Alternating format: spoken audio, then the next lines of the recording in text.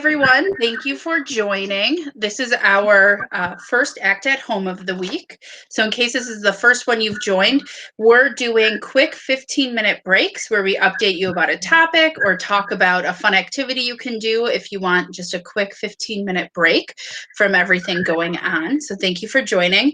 My name is Elizabeth Ward, and I'm the director of the Sierra Club John Muir chapter, the statewide branch of the Sierra Club.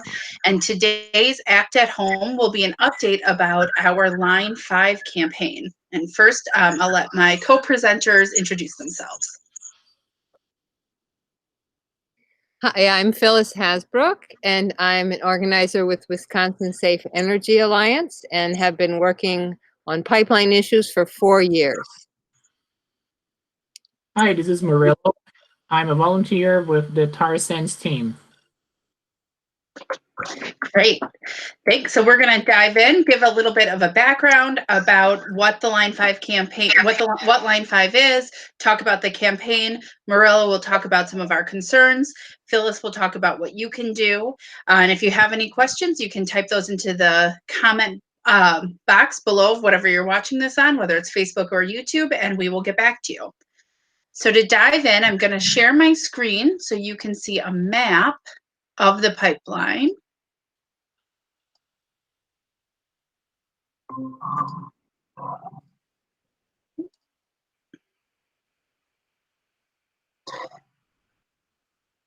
So this is a map of the Line 5 pipeline.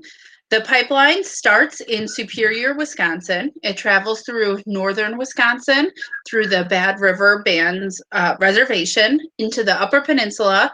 You can see it crosses under the Straits of Mackinac, where Lake Superior and Lake Huron, or where Lake Michigan and Lake Huron meet. And then it travels down into the Lower Peninsula, and it actually goes back into Ontario, into Canada. So this is the Line 5 pipeline. It was put in 1953, so it's one of Wisconsin's oldest operating oil pipelines. And it carries oil, either oil that is derived in Alberta, tar sands oil that's been refined, a light oil, and it carries some Bakken oil as well. And then it also carries some natural gas liquids and propane. About 2 million gallons of oil travel through the pipeline every day.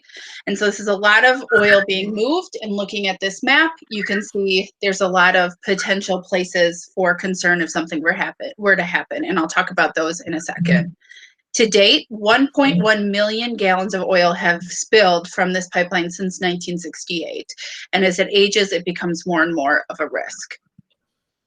So there are two places of main concern that we're watching with this pipeline and really demonstrate the need to decommission the pipeline, though the entire pipeline is a risk and should be decommissioned. The first and one of the most well-known is the crossing under the Straits of Mackinac that I mentioned before.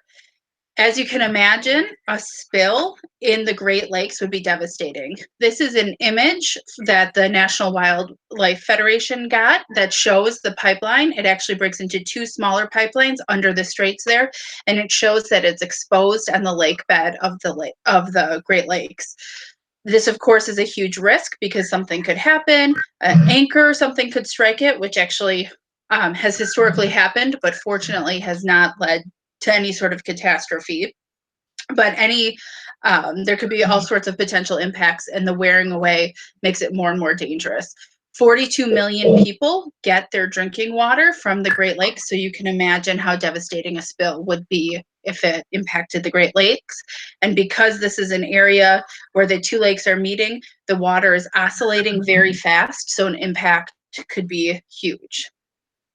And then the other areas of concern we've been learning about are those on the Bad River Band Reservation. And I'm going to pull up their website, and I encourage everybody, I'm going to show you how to get to it, to check out their website because it's excellent. So the URL is www.badriver-nsn.gov. It'll take you to this page, and then you're going to want to go to services, natural resources and threats and challenges. And that's the best way to get to their website that shows where they keep up-to-date information about their concerns, the decisions the tribal council is making on the pipeline, and maps, as well as their brochure, which I'm going to show today to talk about some of the big concerns that Bad River noticed as they studied the pipeline on their land. They highlighted 5 issues that I encourage you to check out on this brochure that you can get from the website I just showed, but I'll just mention 2 right away before I pass it over to Murillo. These 2 are where helicopters have landed or crashed, actually.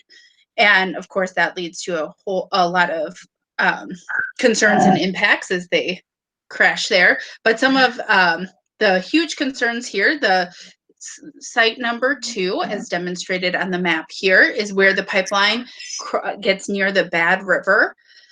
The Bad River is a very windy river, and because of sort of the natural geology of the area, and as well as sort of a warming climate, the river has been changing. As you can see, this depicts how over time, over the past 10 decades at a time, the shape and formation of the river has changed.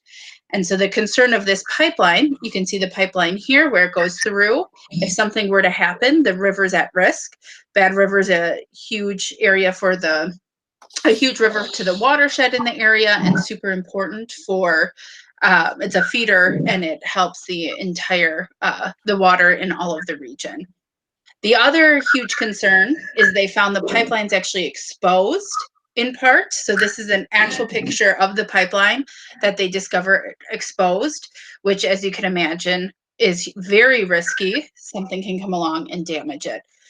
So because of those concerns right there with the existing pipeline, as well as the growing knowledge about how dangerous these pipelines are, whether it be the spills like the Kalamazoo spill that happened in 2010, and we saw how devastating that was to the waterway, as well as other spills that have happened, information about climate change and the fact that we need to be moving off of fossil fuels immediately. This led to Bad River passing, the tribal council deciding not to renew this is their resolution they passed, and they decided not to renew their lease with Enbridge that had expired. So in 2017, they told Enbridge that they no longer would renew their lease, and Enbridge could not continue to operate the pipeline through their reservation. Enbridge's response, instead of working with them, was to sue them, to try to force them to continue to have this pipeline go through their land. And at the same time, Enbridge also, because they knew that that was unlikely to win, they have proposed building this reroute. We call it like a horseshoe-shaped reroute that would go just south of their reservation. They've made it very clear they're concerned about the Bad River and the entire watershed, and they do not want this pipeline anywhere in the watershed. Enbridge ignored that and has proposed a pipeline right here in the watershed. And as this right here is Copper Falls State Park. So it's right upstream of Copper Falls State Park, one of the big gems in the state, and could do huge damage. So they applied for this pipeline, or to build this reroute, in early February. They need, in order to do that, they need permits from the federal government through the Army Corps of Engineers. They need permits through the state government through the Department of Natural Resources and the Public Service Commission, and then they'll need permits from the local governments in order to be able to do this. That permitting process got kicked off, and so we'll see as things move forward. Most of those processes, though, will include public comment periods and public hearings, so you'll be able to weigh in on this. And with that, I'm going to hand it back over to Murillo, who will talk about why we're pretty concerned about this and working on this reroute. Yeah, thank you. Tribal nations, they're sovereign, and they have the ability to say no to a pipeline. So this is what's happening to Bad River right now. So they don't want a pipeline going through their reservation anymore. And in the treaties they have with the U.S., guarantees that they are able to exercise hunting and fishing and gathering even beyond the reservation, which means on ceded territory. So the reroute will go around the reservation. That's what Enbridge has proposed to do so.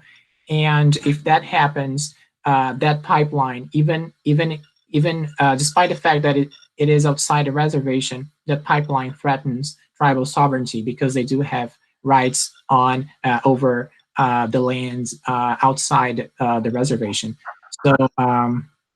So that the tribe doesn't want a pipeline. We don't want a pipeline because we don't need the pipeline anymore. We're trying to move, like we need to move away from fossil fuels, and this has been clearly expressed by the Bad River and all the communities who are fighting this pipeline.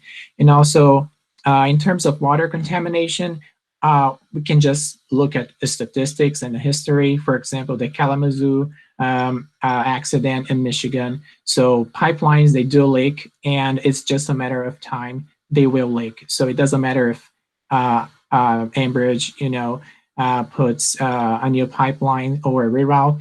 That's going to leak at some point, and that's going to lead to catastrophic environmental, social, and cultural consequences to the Bad River Reservation, and also to surrounding communities and public lands such as the state park that Elizabeth talked about.